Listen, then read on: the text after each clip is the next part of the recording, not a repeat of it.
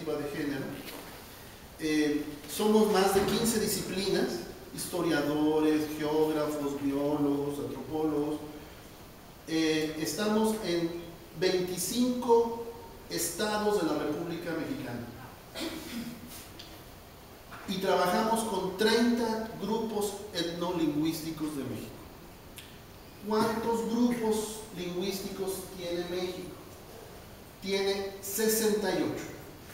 68 grandes familias lingüísticas: el Otopame, el Maya, el Purépecha, son muchos, y cada linaje lingüístico tiene a su vez variabilidad lingüística. ¿Cuántas son? 364 variables lingüísticas de todas las lenguas en México. 360, una para cada día del año.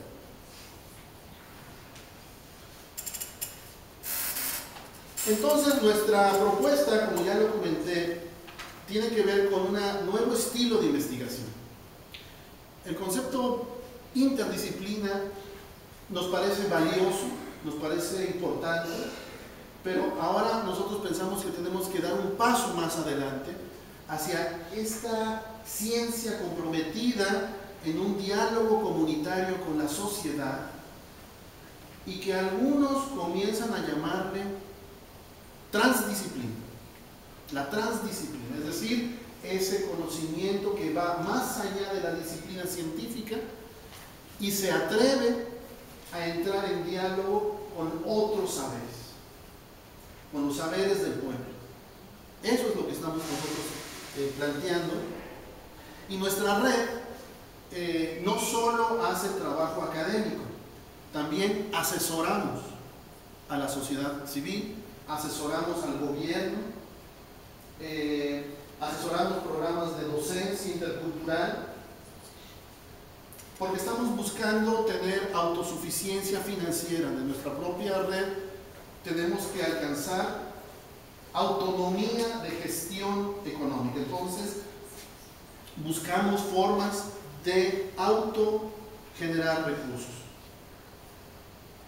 Y llegamos al concepto de biocultura.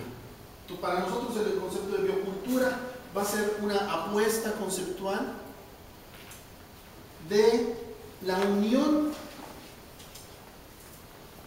no la separación, entre naturaleza y sociedad.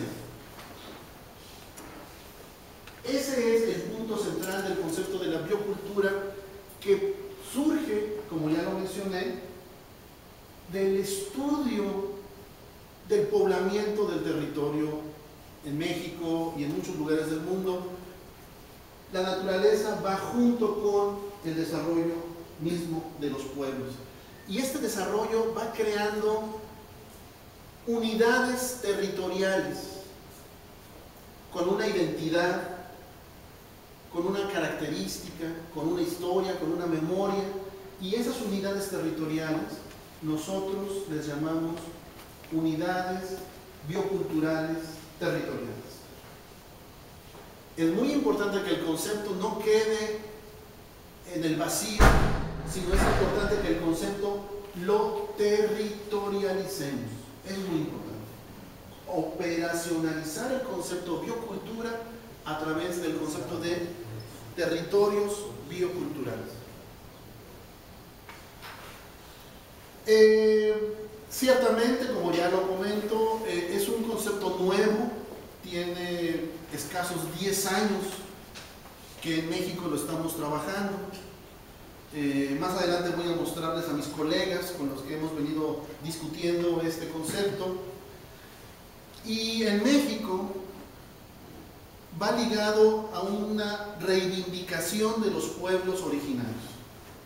En México los pueblos originarios han sido atacados, han sido asediados, han sido presionados por una larga historia de modernización del país. En los últimos 10 años en México se han gestado 500 conflictos ambientales, y en los últimos 2 años hay el registro de 100 ambientalistas muertos. asesinados. Tengo que comentarlo, tengo que decirlo, esto es una historia difícil, es una historia de lucha, muy intensa, pero hay grupos de académicos como nosotros que nos ponemos del lado de esas reivindicaciones sociales y de lo que se podría llamar un ambientalismo crítico. Entonces, la idea es un acompañamiento científico. Eso es muy importante. No es venir a decirle la verdad, o tienen que hacer así, o tienen que utilizar esto. No, es un acompañamiento. Para nosotros la palabra acompañamiento es caminar juntos en los proyectos que los pueblos originarios o los pueblos de la colonia o incluso los pueblos de la época moderna van construyendo en relación a la gestión de su territorio, sus áreas verdes, sus parques, sus suelos. A esto tenemos que ir haciendo un acompañamiento científico, promoviendo la diversidad cultural, lingüística, y como ya lo mencioné, son áreas de alta vulnerabilidad. Desgraciadamente en México muchos territorios de los pueblos están en zonas de alta vulnerabilidad climática, económica, de marginación. Nosotros entonces nos ubicamos dentro de lo que sería un ambientalismo crítico, como ya decía el profesor. El concepto de sustentabilidad o de ambiente se ha usado de manera polisémica. Hasta Coca-Cola utiliza es sustentable. Hasta una empresa minera es sustentable. No, no es posible. Tenemos que cuidar el uso del concepto ambiente y sustentabilidad, y lo que yo propongo es la resignificación permanente del concepto a la luz de las prácticas cotidianas de los pueblos, de los barrios, de la gente común. Entonces, lo ambiental, lo sustentable, no es un concepto académico, no es un concepto político, sino es un concepto que se construye cotidianamente en las prácticas de los pueblos. Esa es nuestra propuesta de sustentabilidad y de ambiente. Siguiendo a un colega, Enrique Leff, lo ambiental tendría tres dimensiones. Lo ambiental. La primera, que lo hemos mencionado, la relación entre la naturaleza y la sociedad, esta relación que no es relación, ya lo vimos. La segunda noción de lo ambiental es el reconocimiento de lo otro, el reconocimiento de la otredad, que es la gente que piensa, que vive, que habla, que come diferente a nosotros. El reconocimiento a eso, esa es la otra dimensión de lo ambiental. Y la tercera definición de lo ambiental es lo ambiental como horizonte de futuro. Horizonte de futuro. Un horizonte de posibilidades de futuro. Entonces, para nosotros lo ambiental es ese caldo de cultivo donde la diversidad cultural, lingüística, ecológica sirve de fermento para proyectar proyectos, válgase la palabra, para proyectar acciones de futuro colectivos. De tal manera que en vez de achatarnos el futuro, se nos abre. Es un futuro de muchas posibilidades. Entonces, serían las tres ideas de este ambientalismo crítico. El arraigo al territorio es fundamental. El comprender cómo las culturas están relacionadas a un territorio ancestral. Cuando decimos territorio ancestral, lo primero que me viene a la mente es México es un centro de origen de domesticación del maíz.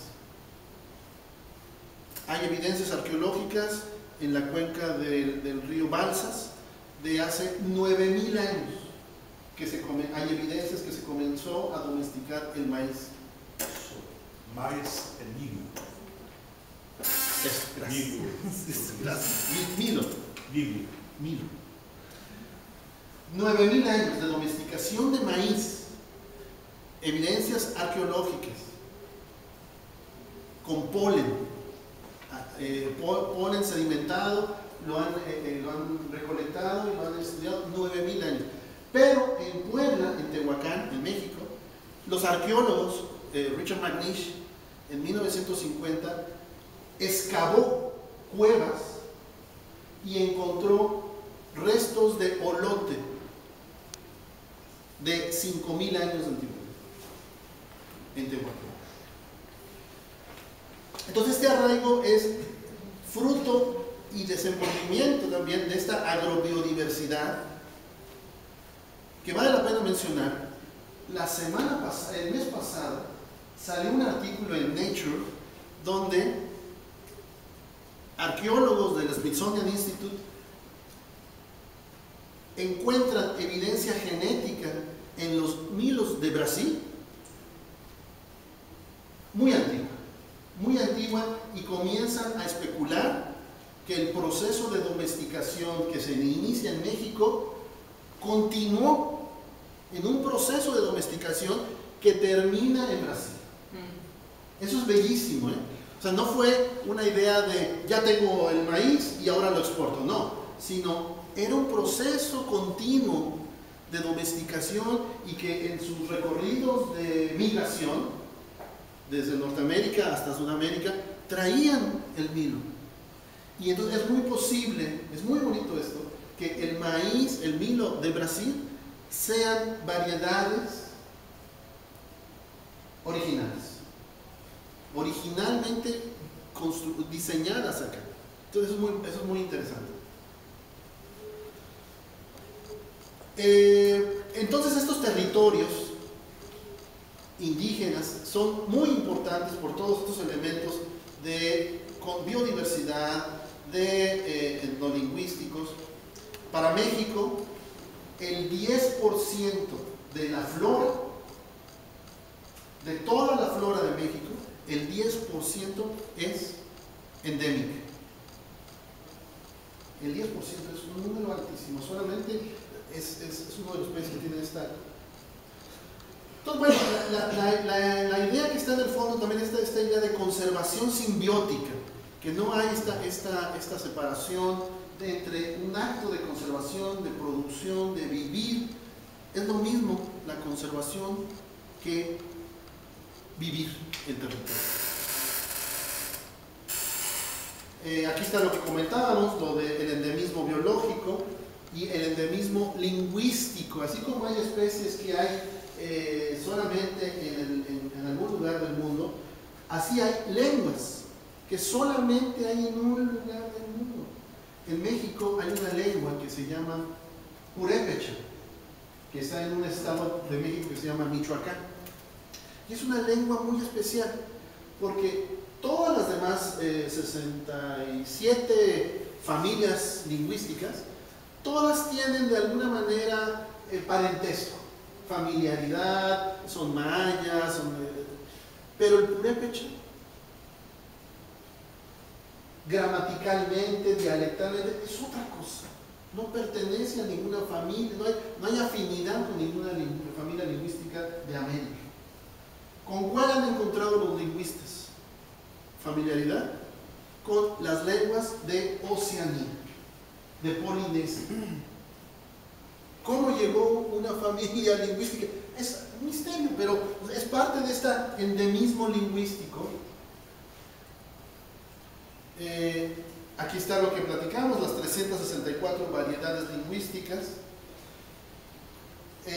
donde los territorios indígenas se empalman con áreas naturales protegidas. El gobierno mexicano ha desarrollado desde los años 90 una política de creación de parques y de áreas de protección de la naturaleza. Pero muchas de estas áreas están definidas donde viven muchos pueblos campesinos y originarios. Entonces, eso ha sido motivo de conflicto, eso ha sido motivo de tensiones, porque al ser un parque natural, al ser un parque de conservación, están prohibidos ciertas actividades. En México esto se ha resuelto a través de la concertación de acuerdos comunitarios con los gobiernos federales, estatales, para que puedan promover y proseguir en su vida y no se tengan que desplazar los campesinos. Eso se ha mantenido a través de acuerdos. ¿Por qué? Porque el gobierno en México ya reconoce que la biodiversidad está totalmente ligada a lo cultural. No pueden estar separados. Históricamente está definido, históricamente los arqueólogos lo han definido, los historiadores.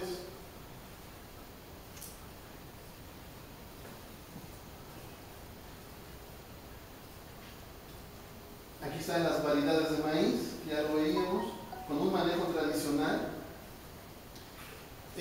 Un manejo tradicional que es enseñanza de padres a hijos, de abuelos a nietos.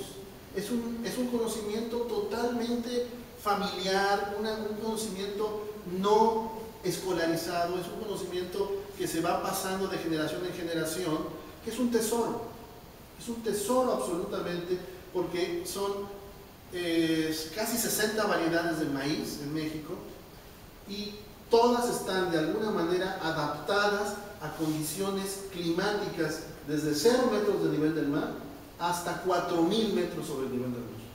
Impresionante.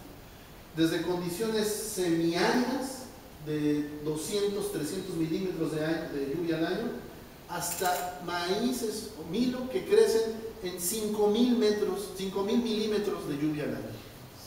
Es impresionante. Entonces tenemos un mosaico enorme de variedades de maíz. Pero al mismo tiempo, pues estamos metidos en este asunto de una crisis civilizatoria. Toda esta riqueza cultural tiene que estar luchando con esta crisis ambiental, que algunos hablan de la sexta extinción masiva, es la era del antropoceno. Vamos a ver qué tanto salimos de esta era de crisis.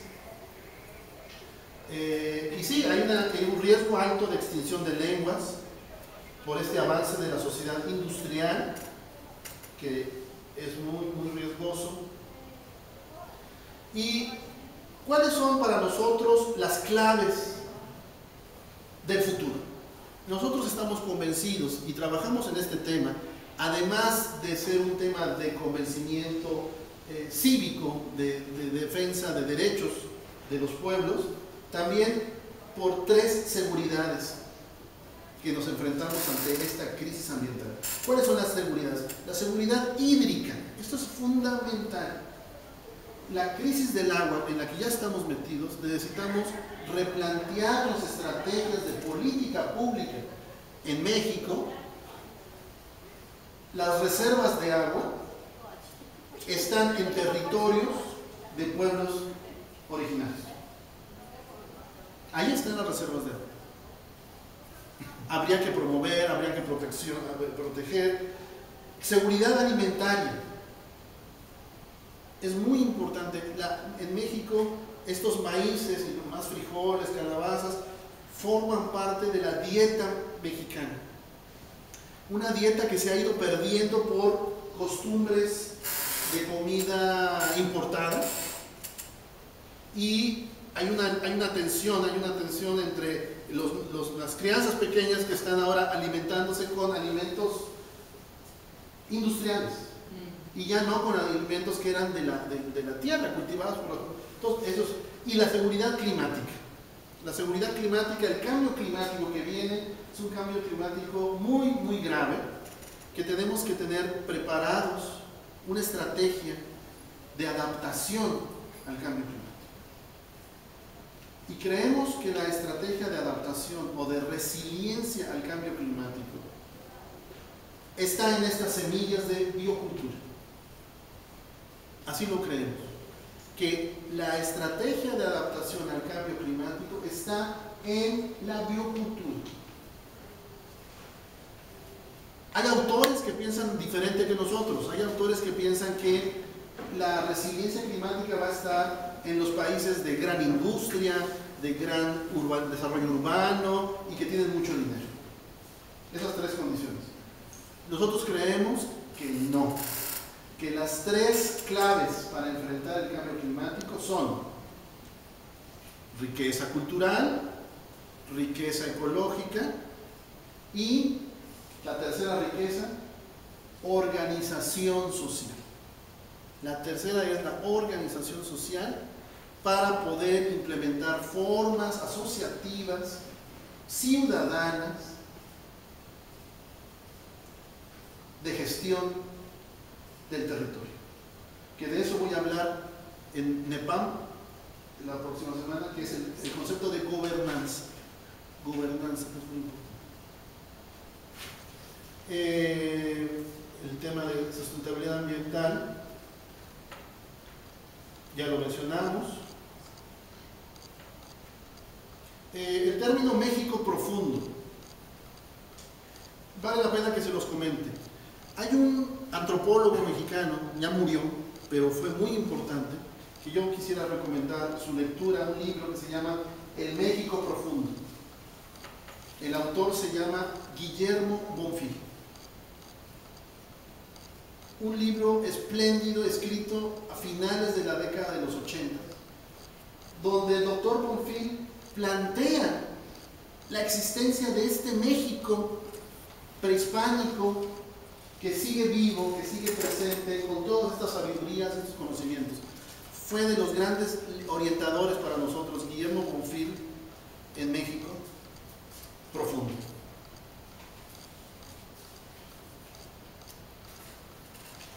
Entonces, nuestro campo de estudio como red de patrimonio cultural tiene que ver con este posicionamiento político, con este posicionamiento epistemológico y con este posicionamiento ético. Entonces, así como se habla de la crisis social y de la crisis ecológica, en realidad son la misma crisis. No hay crisis social sin crisis ecológica. Y no hay crisis ecológica si no hay crisis social. Es la misma crisis. Pues lo mismo. La crisis epistemológica es la misma de la crisis ética. El conocimiento no se da sin un cuerpo de valores. No hay producción de conocimiento si no hay un referente ético desde donde estoy planteando mi conocimiento. Entonces no hay separación entre lo epistemológico o creación de conocimiento y un referente ético, que esto el doctor Rolando García le llama el marco epistémico, pero bueno, eso es otro concepto. El concepto de memoria, entonces, de memoria biocultural. La memoria biocultural es un elemento clave para nosotros, recuperar la memoria biocultural de los pueblos, el papel de los historiadores, el papel de los lingüistas, trabajando los cuentos, las memorias, las toponimias de los pueblos, de los cerros, de los ríos. Es descubrir un cosmos en cada cultura. Es impresionante. En cada una de esas 364 variables hay 364 variables de representar el mundo. Entonces eso es una regeneración mutua entre la sociedad, consigo misma y su entorno. Es un juego de memoria muy importante. Y aquí hay otro libro que lo recomiendo también, que se llama La memoria biocultural, del doctor Víctor Toledo y Narciso Barrera, dos colegas de la red que han trabajado este libro, que me parece un libro semilla que necesita seguirse trabajando la idea de la memoria biocultural.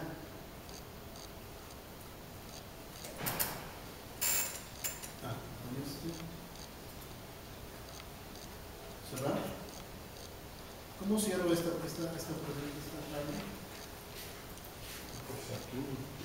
Acá abajo, acá abajo tengo otras. ¿Los puedo abrir? Sí, ¿Y no hay problema? No. Cancel. ¿Cancela? Sí. Ya, gracias. ¿Cómo estamos organizados? Nuestra red. Coloca aquela setinha ali, né?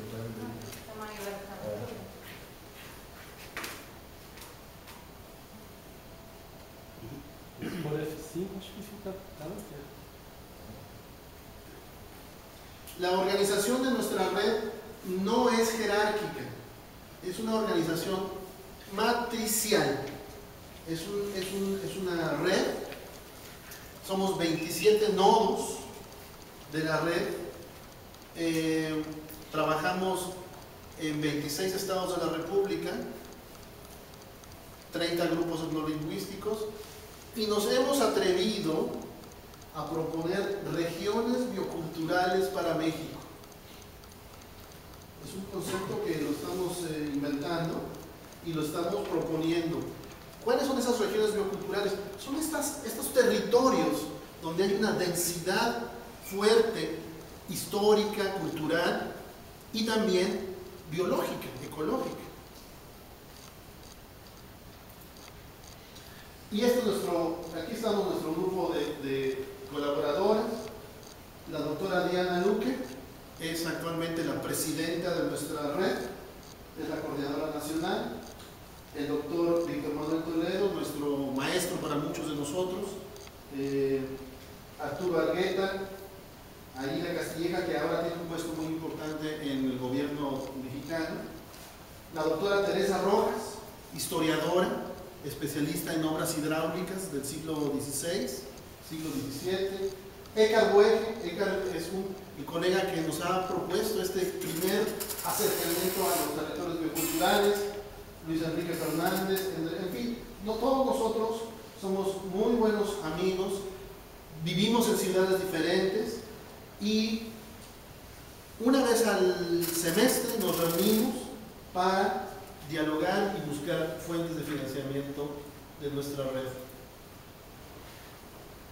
Eduardo Corona no quiso su foto, él no quiso que tomara su foto, ¿no? Tadeo y Diana Esquer son nuestros colegas. Ya lo comentamos, el principio de equidad de género, el de interculturalidad.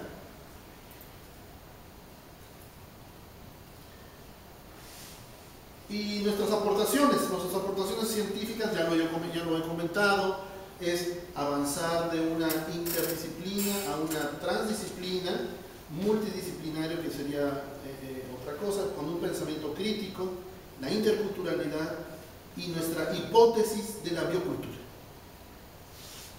Vamos ya dejando un poco afuera el concepto de patrimonio. ¿Por qué? Porque en México el concepto de patrimonio está ligado a un concepto jurídico de tutela del gobierno federal. Y nosotros pensamos que si dejamos al gobierno toda la tutela, todo decisiones del territorio, puede haber peligro, puede haber decisiones que no sean muchas veces las mejores. Preferimos ahora hablar de biocultura como todo esta propuesta de creación de saberes desde los